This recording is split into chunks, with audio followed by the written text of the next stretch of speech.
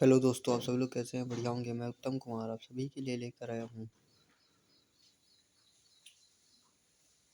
Photosynthetic प्रकाश संश्लेषण, जो कि 12th class, 9th class, 8th class all exams के लिए जिसमें भी फोटोसिंथेसिस पूछा जाता है सभी के लिए महत्वपूर्ण है। तो चलिए वीडियो को हम शुरू करते हैं। देखते हैं प्रकाश संश्लेषण फोटोसिंथेसिस।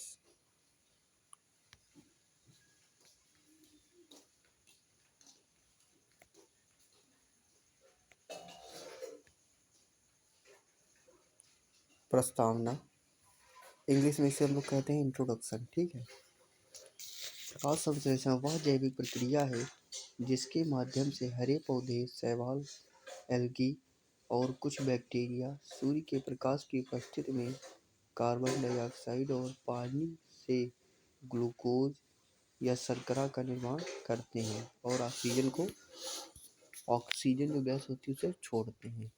ठीक है। तो यह प्रक्रिया क्या कहलाती है? प्रकाश संश्लेषण कहलाती है।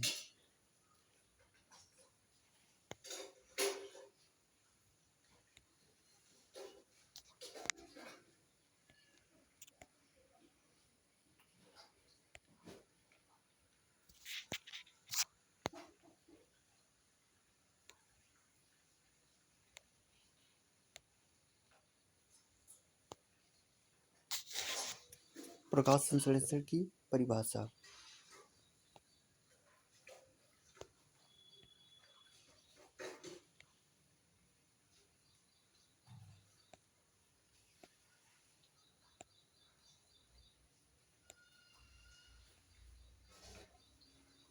प्रकाश संश्लेषण की परिभाषा। Difference of photosynthesis. Definition of photosynthesis. प्रकाश संश्लेषण एक ऐसी प्रक्रिया है जिसमें पौधे सूर्य के प्रकाश, जल यानी H2O और कार्बन डाइऑक्साइड यानी CO2 का उपयोग करके ग्लूकोज, जिसका सूत्र होता है C6H12O6 का निर्माण करते हैं और ऑक्सीजन O2 को छोड़ते हैं। ठीक है। किसको छोड़ते हैं? तो ऑक्सीजन O2 को छोड़ देते हैं। ये देखो हमारा रासायनिक समीकरण इसका देखते हैं हम लोग है। रासायनिक समीकरण में क्या हो रहा है? C6O2 यानी 6 जो मॉलिक्यूल हैं वो कार्बन डाइऑक्साइड के हैं, प्लस 6 जो मॉलिक्यूल हैं वो किसके हैं? H2O के हैं। ठीक है। प्लस ऊर्जा है यानी एनर्जी है, प्रकाश ऊर्जा एनर्जी है, लाइट एनर्जी। ठीक है। उसकी उपस्थिति में हम लोग जब रिएक्शन कराते हैं तो उसमें क्या होता है? C6H12O6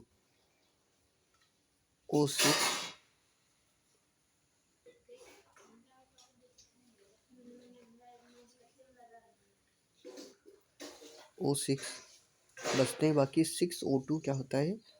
निकल जाते हैं। ठीक है।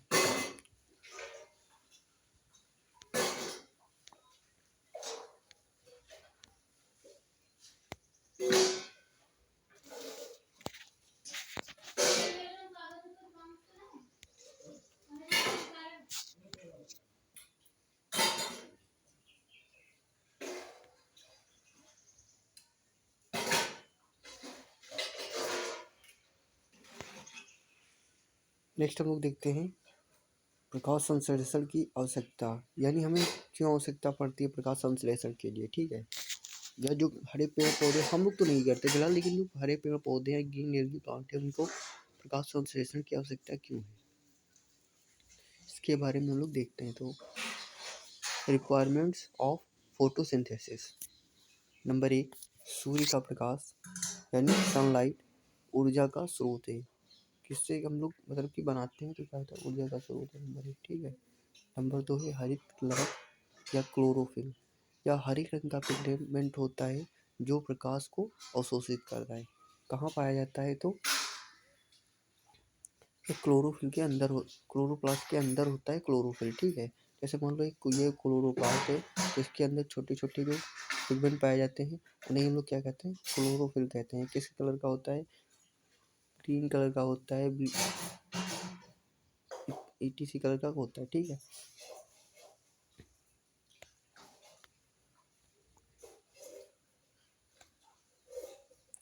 नंबर 3 देखते हैं जल, वाटर। मिट्टी में जड़ों द्वारा लिया जाता है। किसके द्वारा लिया जाता है? तो मिट्टी में जड़ें होती हैं उनके द्वारा यह लिया जाता है, ठीक है। नेक्स्ट देखते हैं कार्बन डाइऑक्साइड।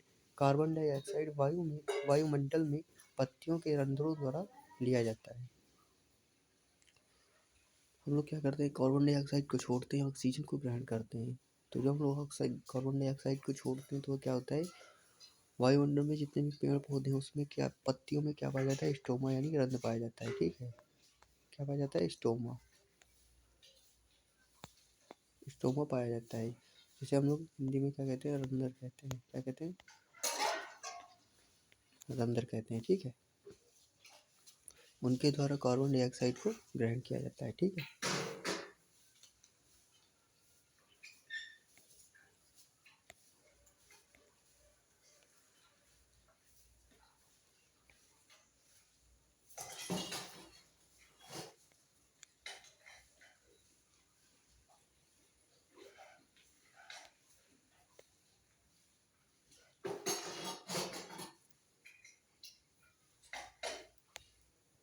नेक्स्ट हम लोग देखते हैं प्रकाश संश्लेषण की क्रिया यानी प्रोसेस ऑफ फोटोसिंथेसिस। तो प्रकाश संश्लेषण की प्रमुख रूप से 2 चरणों में होता है। कितने चरणों में होता है? तो 2 चरणों में होता है। नंबर 1 लाइट प्रकाश अक्रिया यानी लाइट रिएक्शन। लाइट रिएक्शन में होता है, यह प्रतिक्रिया क्लोरोप्लास्ट की थाइलेकाइड में होती है। किसमें होती है? तो थाइलेकाइड में होती है। इसमें सूर्य के प्रकाश से एटीपी और NADPH नामक ऊर्जा युक्त अणु बनते हैं। जल का विघटन फोटोसिंथेसिस होता है और ऑक्सीजन गैस मुक्त होती है। जैसा रिएक्शन में पिछली बार पहले हो रहा था ना, सेम वही इसमें बता रहा है, ठीक है।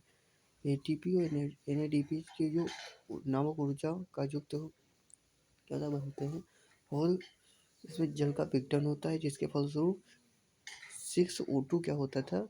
ऑक्सीजन के जो मॉलिक्यूल थे वो निकल रहे थे, ठीक है। नंबर 2 हमारी रिएक्शन है अंधकार अवक्रिया।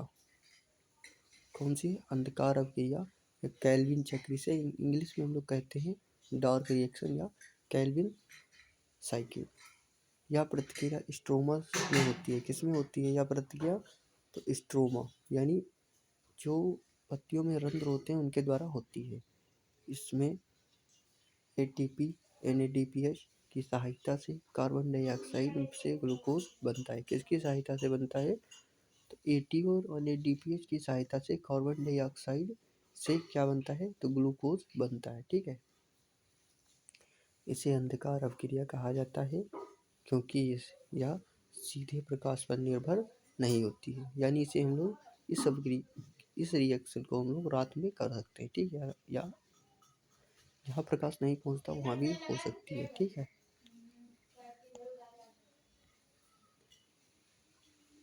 नेक्स्ट हम लोग देखते हैं प्रकाश संश्लेषण का महत्व यानी इम्पोर्टेंस ऑफ फोटोसिंथेसिस। तो ऑक्सीजन का उत्सर्जन करने के लिए जो जीव के लिए आवश्यक है, यानी जीवों के लिए जो आवश्यक है ऑक्सीजन का उत्सर्जन, उसके करने के लिए हमको क्या है? प्रकाश संश्लेषण करना अति आवश्यक है, महत्व है, ठीक है। नंबर 2 है भोजन का निर्माण, पौधों का प्राथमिक खाद्य स्रोत। नंबर 3 है कार्बन डाइऑक्साइड का नियंत्रण, वायुमंडलीय संतुलन बनाए रखने के लिए। यानी वायुमंडल में संतुलन बनाए रखने के लिए कार्बन डाइऑक्साइड का नियंत्रण होना बहुत जरूरी है, ठीक है। नंबर 4 है ऊर्जा का स्रोत, जीवन के हर स्तर पर ऊर्जा का मूल स्रोत है। यानी जीवन के जितने भी स्तर हैं, है ना, उनमें क्या है? तो ऊर्जा का मुख्य मूलतः स्रोत है, ठीक है। नेक्स्ट हम लोग देखते हैं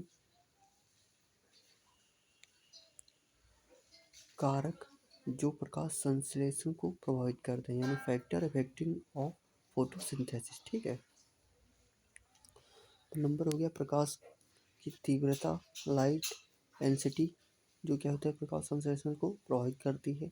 नंबर 2 CO2 की मात्रा। नंबर 3 तापमान, तापमान कम ज़्यादा होगा है ना, तभी क्या होता है इफेक्ट होता है। जल की उपलब्धता, ये भी क्या होती है एक कारक है जो प्रकाश संश्लेषण को प्रभावित करता है।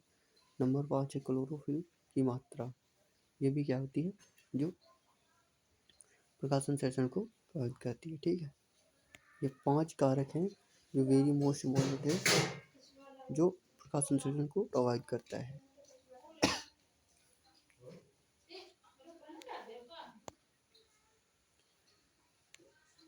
नेक्स्ट है निष्कर्ष यानी कंक्लूजिंग। क्या है कंक्लूजिंग? प्रकाश संश्लेषण पृथ्वी पर जीवन का आधार है। प्रकाश संश्लेषण पृथ्वी पर क्या है जीवन का आधार है।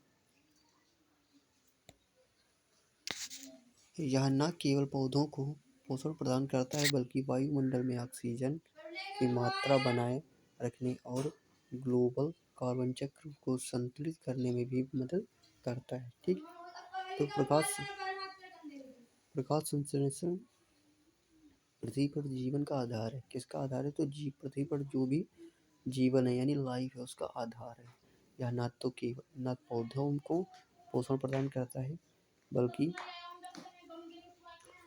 देखो पौधों को तो यह पोषण प्रदान ही करता है, लेकिन वायुमंडल में जो भी ऑक्सीजन की मात्रा है उसे बनाए रखने तथा ग्लोबल चक्र को मेंटेन करने का भी कार्य करता है। ठीक है, वीडियो कैसी लगी कमेंट बॉक्स में बताएं। यह चैनल पर पहली बार आए तो चैनल को लाइक करें, सब्सक्राइब करें तथा दोस्तों तक शेयर करें। वीडियो को अंत तक जरूर देखें जिससे आपका कोई भी टॉपिक हो पूरा कंप्लीट हो सके, है ना। फुल टॉपिक में करूँगा, ठीक है, कोई भी टॉपिक लाऊंगा तो वो पूरा होगा कंप्लीट। जय हिंद, जय भारत।